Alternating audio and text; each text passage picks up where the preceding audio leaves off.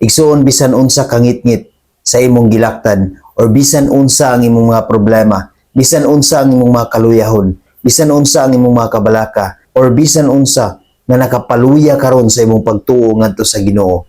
Isalig lamang kanunay sa Ginoo igsoon, tud kay ang Dios sa kanunay maglig-on kanato ug maghatag kanunay kanato ug kahayag sa atong kinabuhi. Isaiah 50 versikulo 10. Kamong tanan nga may kahadlok sa Ginoo ug nagsunod sa mando sa iyang alagad, bisan ngit-ngit ang inyong gilakwan, salig sa ngalan sa Ginoo ug itugyan ang inyong kaugalingon ngadto sa inyong Dios.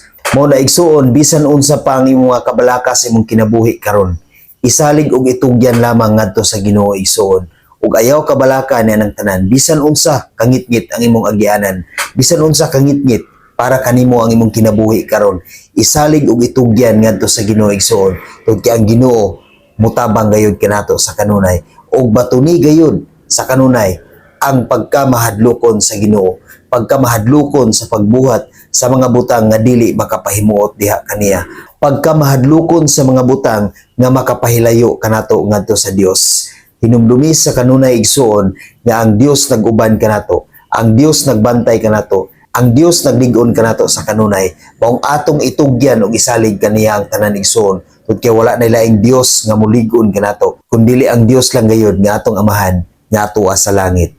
Amen. God bless sa tanan.